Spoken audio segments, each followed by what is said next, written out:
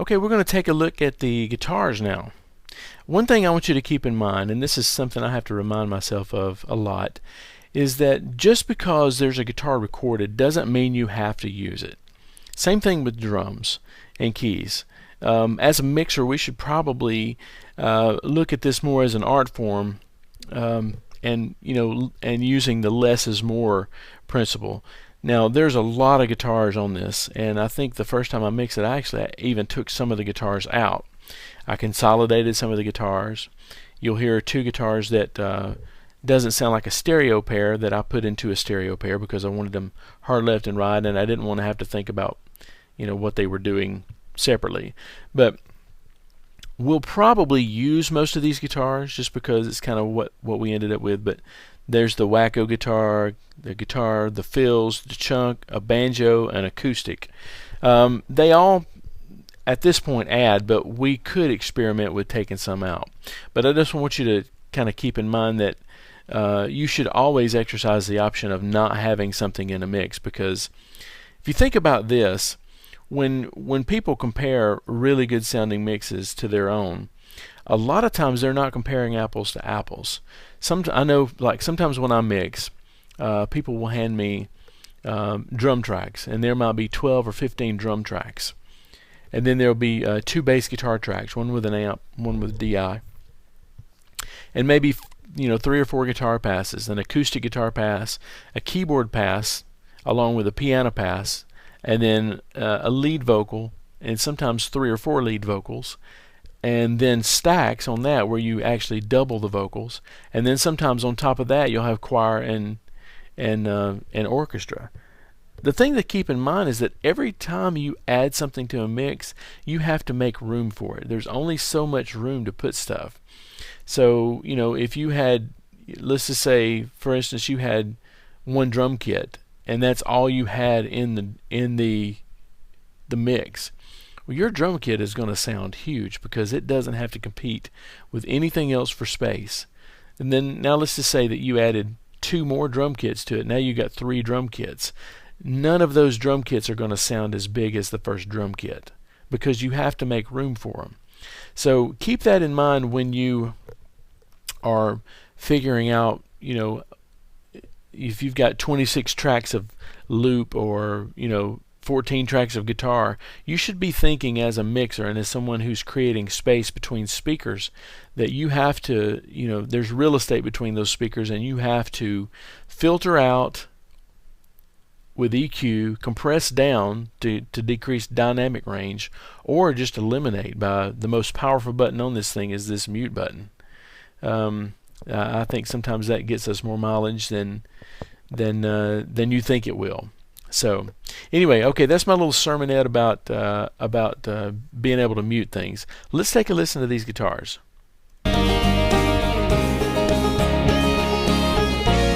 And just for kicks, let's bypass this and listen to it in stereo.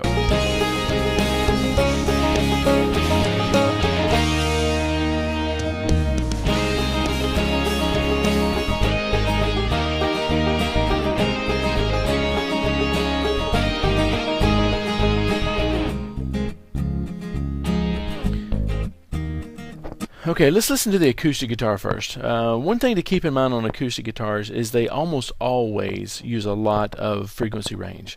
They are very boxy instruments, and they have a lot of low end, especially the Martins and some of the Taylors that you'll find. Some of the old, I think they call them dreadnought guitars. They big bodied guitars, and they have a big bodied sound. But sitting in a rock and roll track or a country track, you almost always have to do at least 2 things, and that's filter it out, which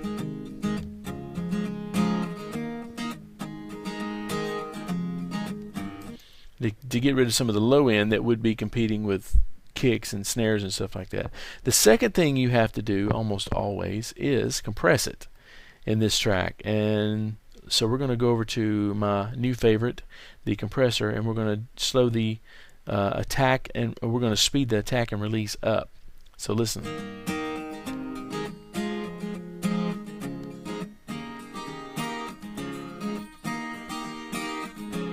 Let's work it, and then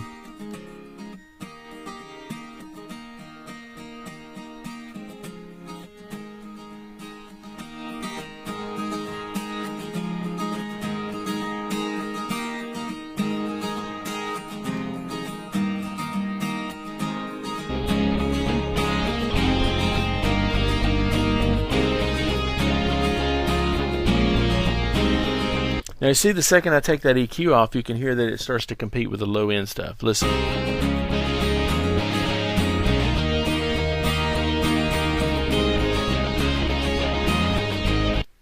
So we're going to leave the filter on and compress it just a little bit, and let's maybe even add a little top end to it.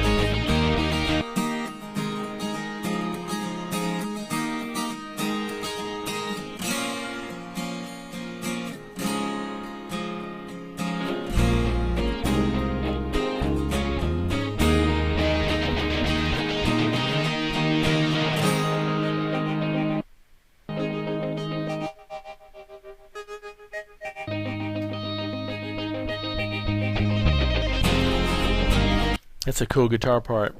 One of the things how you can make a guitar part like that stand out is to compress it. So let's take a look at this wacko part. Let's go back to that little part where he was playing. Here's the wacko part. Let's take a listen to that.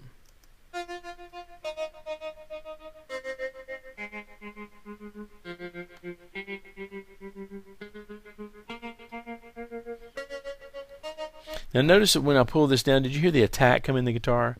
There is an article on mixcoach.com that talks about the attack principle, and it talks about how when you are trying to make something pop through a mix, that the attack is more important than anything else, because that's what makes people sit up and take notice that something has been playing. Have you ever noticed that sometimes, like, you'll have a vocalist that he says, I can't understand what I'm saying, turn me up there. So you turn the whole line up and then you think it's too loud. What he's really asking for, if you really look deep down inside, is he's asking for definition. He's not really asking for volume. He's, instead of saying he can't hear what he's saying I can't understand what I'm saying. And you can correct that with the attack principle. And that's what these compressors are good for. If you slow the attack down, which, where this is defaulted to, you'll hear the beginning of the sound come through before the compressor does its job. So before it starts to affect, you have it set to, let some of the signal get through before it starts to work. That's what we've done here, or that's what, the presets have done. So listen to this.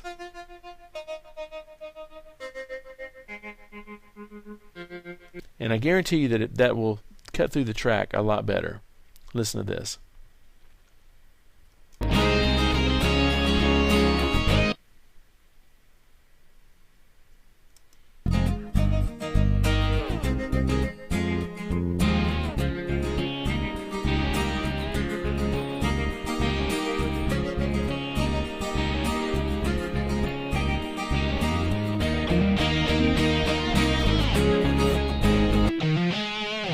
Okay, there's another.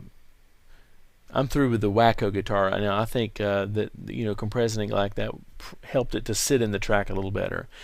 I want to show you another problem that happens with electric guitars a lot, is that a lot of times these guitar players, when you play them at high volumes, especially real amps, which I think this is, when you play them at high volumes you get a lot of the chunkiness at the bottom. And listen to this. You hear that low end stuff? One of the best things you can do for an electric in this track is leave all of the low end to the kick and the bass, and all anything else that you can filter and get away with it, you should. That's not a hard and fast rule, but it's something that I try to go with quite a bit, because it just seems to help clean up the low end. So check this out.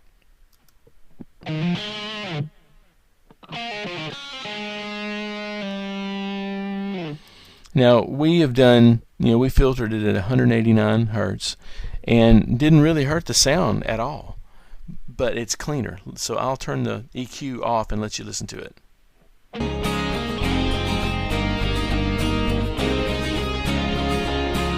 I don't know if you notice this or not, but the guitar actually cuts through the mix a little better now, since it doesn't have all that low end competing. You can actually hear the bite of the guitar.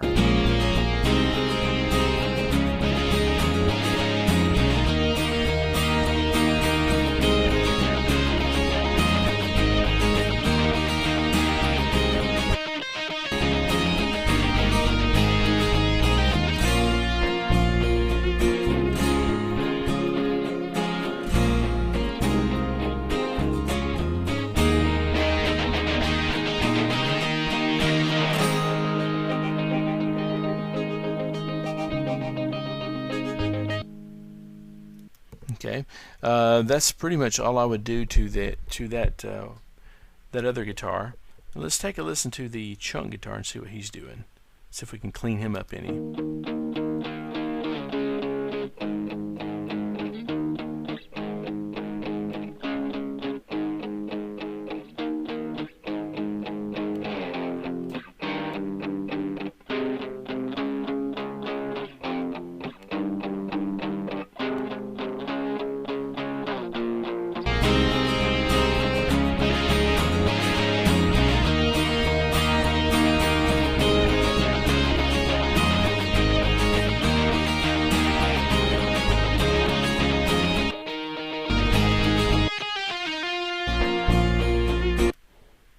Okay, so we're getting the guitars cleaned up a little bit now, so that they're cutting through the mix. Let's take a listen to this guitar here that plays a solo.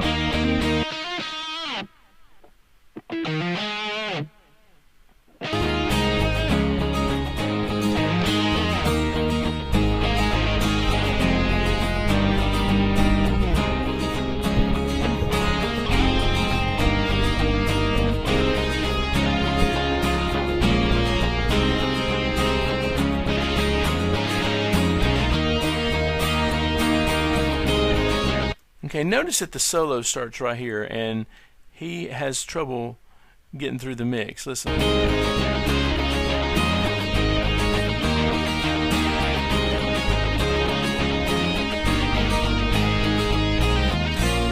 Okay, here's a cool thing that happens in Mixbus that we can do. Let's go to the gain tool, which is right here, or you can hit G on your keypad, and then notice that I can just pull the gain up right here. Now this is independent from the automation. Okay, it's independent from any automation, so we pull it.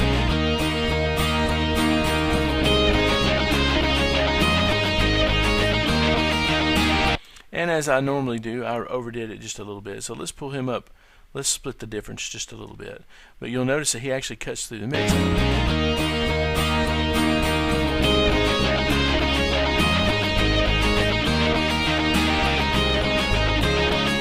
Now that's independent of any automation, so if I want more of this guitar I can turn it up or down.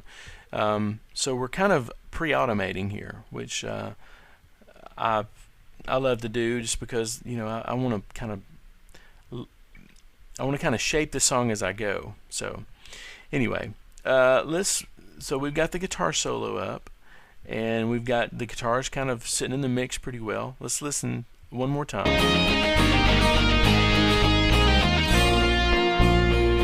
Let's put the drums in.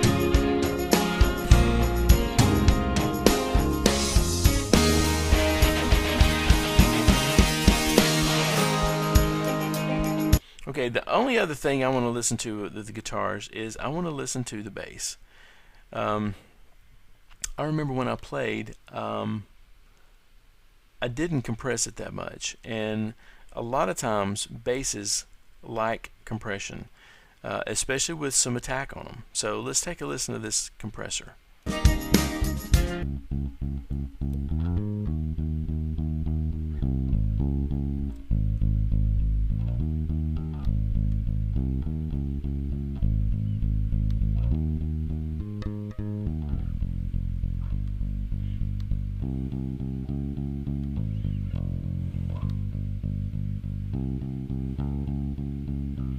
And the slower I make that attack, the more the attack and release, the more the attack that gets through and makes it cut through the track.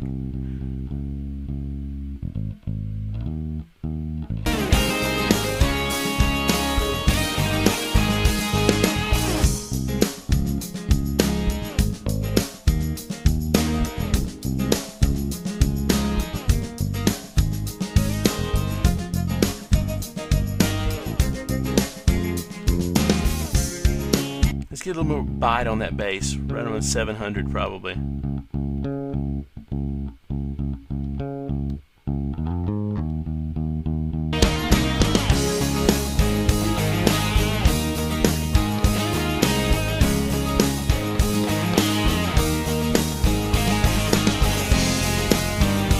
Seems to be sitting in the track pretty good now. Now if I wanted to experiment with something, I could do some parallel compression. Let's see what it would sound like if I added the bass to the smack channel. It may sound terrible, but let's see.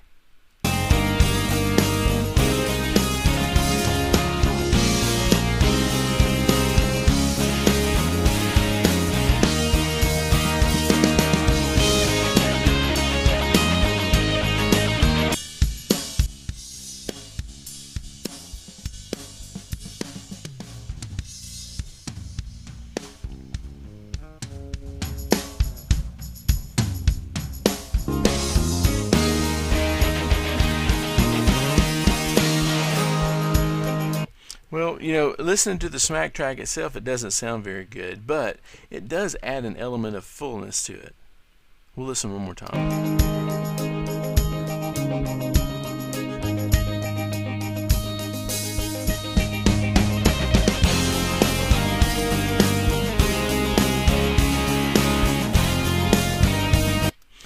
So I kind of like it. Let's leave it. And I have decided, let's listen to a little bit of the banjo. It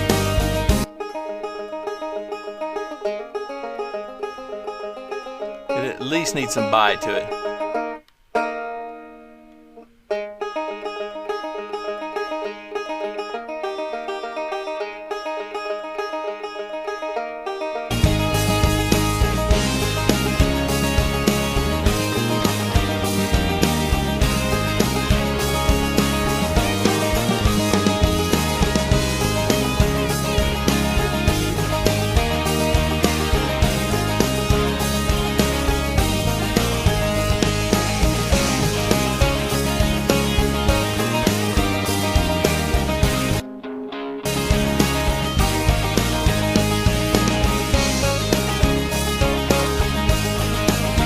Okay, I feel like we've got the guitars and the drums sounding pretty good now.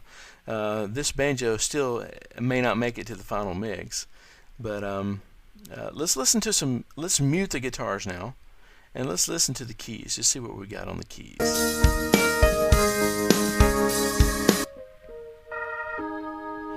Okay, what we've got here is a B3 high and a B3 low. The B3 high is two microphones that are over the top horn, or around the top horn. So if you listen to it, you can hear a lot of, and you can hear it swirling around. So that's a stereo track. This other track is the low horn. To me, that adds a lot of beef to the sound. So probably am going to compress both of these. Surprised? Shouldn't be. I love compression. Okay, let's do these one at a time. Let's make sure we've got plenty of room to work here.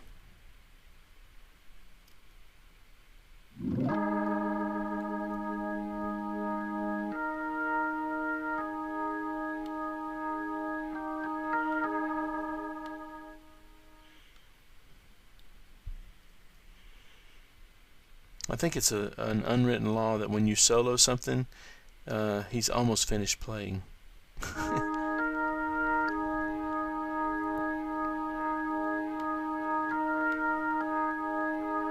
Now, when I always think of the B3, even though it's a keyboard, I think of the B3 a lot of times like it's a guitar. I compress it like a guitar.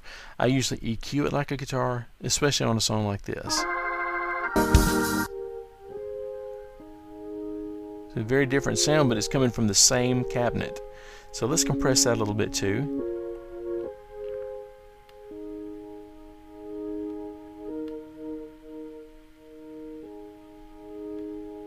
Let's send a little more input to there. Yeah, now we're seeing it.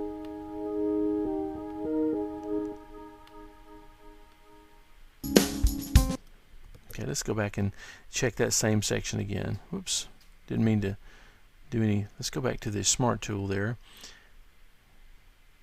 so we don't accidentally write any automation.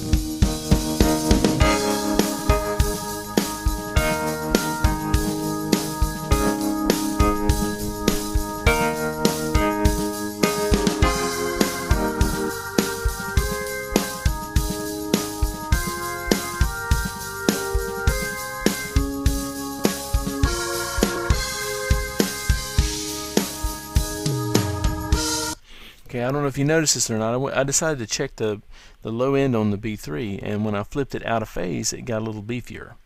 So let's use that.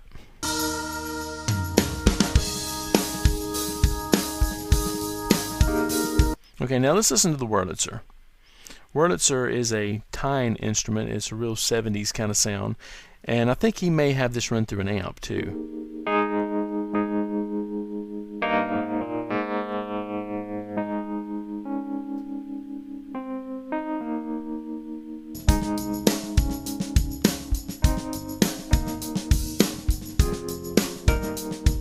Kind of like it the way it is. So let's leave that. Let's see how the guitars and the keys all blend together now.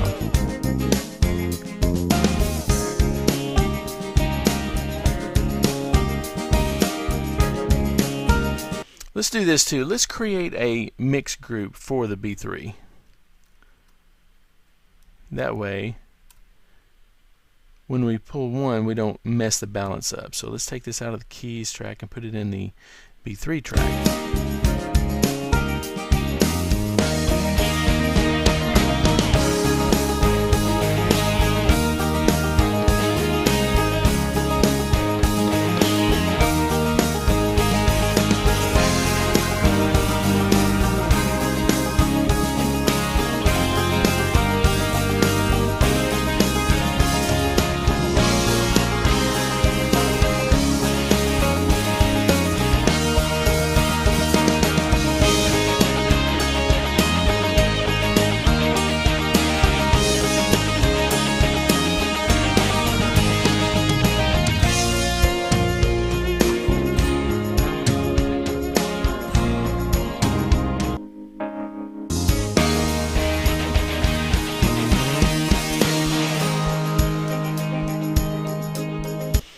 Feels like we've got a pretty good blend of things now, you know, just by subtly compressing things, EQing things, filtering things out, and making room for things. It feels like we've pretty much got a pretty solid track going on now. Let me narrow these out a little bit, and then the next thing we'll look at is probably background vocals. So meet me back in just a minute and we'll start looking at background vocals.